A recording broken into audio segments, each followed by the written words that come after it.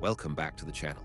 If you're running a business and using a standard credit card, or worse, thinking all cashback cards are the same, you're about to discover why the Federal Reserve estimates that small business owners leave approximately $8,400 in unclaimed rewards annually. That's money you've already earned. It's yours, but you're not getting it. Today, we're breaking down exactly why, and more importantly, how to finally claim what belongs to you. # the silent killer. Understanding the $8,400 problem, let's start with some hard numbers. According to a 2023 Bankrate study, 73% of small business owners with credit cards don't fully understand their rewards structure. Even more shocking, 60% actively leave money on the table without even knowing it. The average business making $500K annually in revenue could be earning between $5,000 and $12,000 in annual cashback. Yet the median business owner captures only about $1,600. Here's the thing, this isn't about being careless. This is about how these programs are deliberately designed. Credit card companies spend millions engineering these offers to be confusing. They know most people won't optimize, and that's actually how they keep their margins healthy. When you don't maximize rewards, the credit card issuer gets better interchange fee rates and stronger customer data. They're betting on your inattention. Let me give you a concrete example. Let's call him Marcus. Marcus runs a mid-sized marketing agency doing about $750K annually in revenue. When he switched from his basic business card to what he thought was a premium cashback card, he figured he'd automatically get better rewards.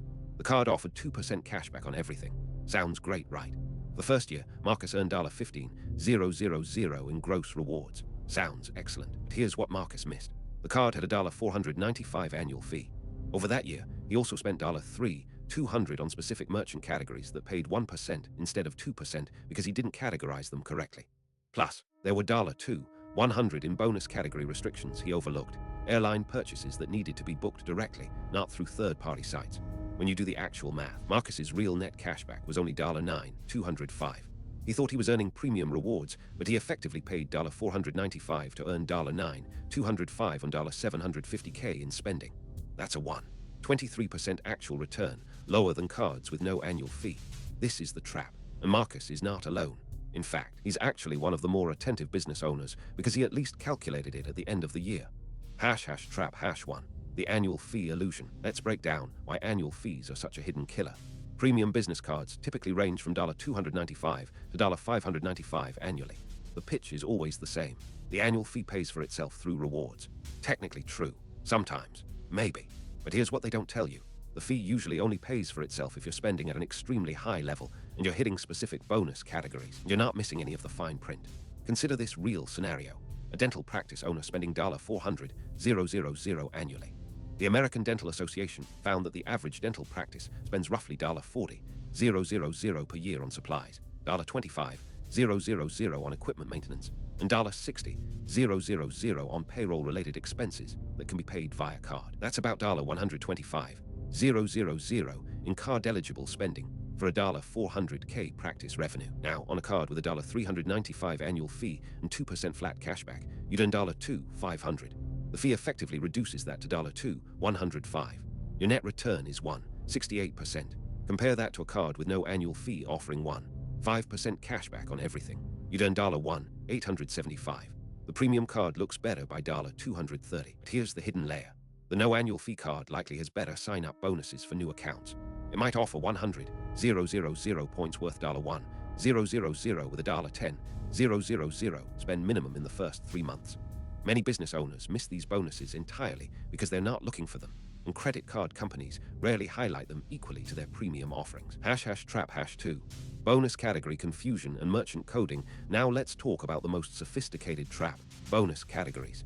These are designed to feel targeted at your business, but they're actually engineered to trip you up. Here's a real case study. Jennifer owns a B2B SaaS company spending roughly $200,000 annually on business expenses. She switches to a card offering 5% cashback on internet, cable, and phone services. She thinks, perfect, I can get 5% on my cloud services, hosting, domain registrations, software subscriptions. Wrong. Merchant category codes, the MCC codes that determine what category your purchase falls into, don't always align with what you think. A cloud hosting provider coded as web hosting services, which fell under telecommunications and earned 5%. Good. A project management software coded as professional services, earning only 1%. Her email platform coded as business services, also 1%. and her video conferencing service. It coded as office services, earning 1%. For $200,000 in software spending, only about $40,000 hit the juicy 5% category. The rest earned 1%. Instead of earning $10,000, 5% of $200K, she earned $1,600, 5% on $40K plus 1% on $160K.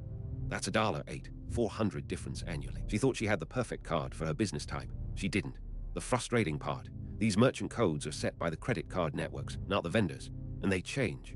A software company might move from professional services to business services based on how they register with the card network.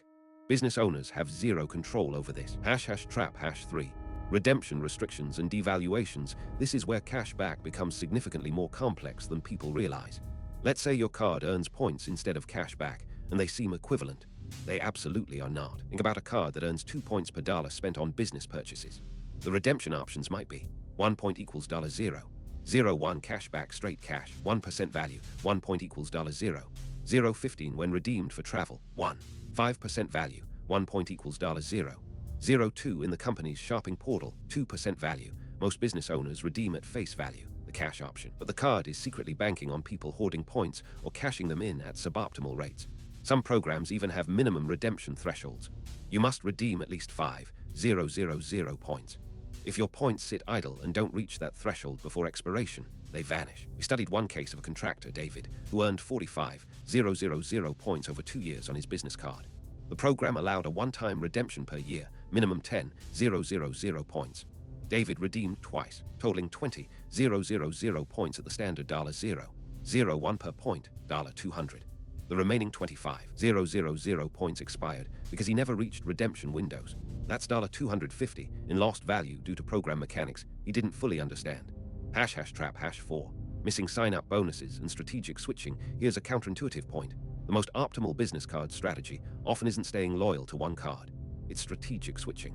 A sign-up bonus for a premium business card might offer 75,000 points worth $750 to $1,000 with a $5,000 spend requirement in the first 3 months. If you're a business owner spending $50,000 annually on categories that earn standard rates, you're actually leaving that bonus on the table year after year by not switching. Some sophisticated business owners operate on a cycle and switch strategy. Use a card to meet a sign-up bonus, then switch to another card with a different bonus. In a single year, switching strategically between 3 cards, you might capture $3,000, $5,000 just in bonuses, plus your standard rewards on top. But this requires tracking, calendar management, and understanding eligibility rules. Most business owners, they see sign-up bonuses as a one-time thing and think, I'll get it once, then I'm done. Credit card companies love this mentality. They'd much rather you use one card passively for 10 years than actively optimize your rewards every 2-3 years. #trap #5. Operational complexity and tracking failure. Let's address the elephant in the room. Most business owners don't have the operational infrastructure to maximize rewards because it's complex. Consider running an e-commerce business. You have multiple team members making purchases. The optimal strategy might be all travel booked on one card, office supplies on another, software subscriptions on a third. But if you don't have clear purchase guidelines, team training, and spending accountability, you'll have purchases hitting the wrong cards. I spoke with Robert, who runs a digital marketing agency with 8 employees. His strategy was perfect on paper. Team members should use Card A for media buys, 3% cash back, Card B for travel, 5 points per dollar, and Card C for office expenses, 2% cash back. His actual result, nobody remembered which card was which. Invoices were split randomly. One media buy hit the office card. Travel went on the media buy card. It was chaos. After 6 months, Robert abandoned the strategy and went back to one card for everything, instantly cutting his effective rewards by more than 50%. The operational complexity isn't just inconvenient, it's a literal financial cost. # the solution, a framework to actually capture your rewards. So how do you actually avoid these traps? Here's a framework. First, calculate your true spending categories over the past year, not estimated, actual. Pull your bank statements, categorize every expense. Most businesses fall into 3-4 major categories. Let's say travel 20%, software 25%, supplies 15%, everything else 40%. Second, match card benefits to your actual spending, not perceived benefits. Look at cards that offer the highest returns on your categories, not the categories the marketing department highlights. Third, calculate true net return. Annual rewards earned minus annual fee divided by total annual spending. That's your real percentage return. Compare it to alternative cards' net returns. Fourth, implement operational controls. If multiple team members spend, assign specific cards to specific people for specific categories. Make it automated and foolproof. Fifth, review quarterly. Spending patterns change. Your optimal card might change. Your merchant codes might change.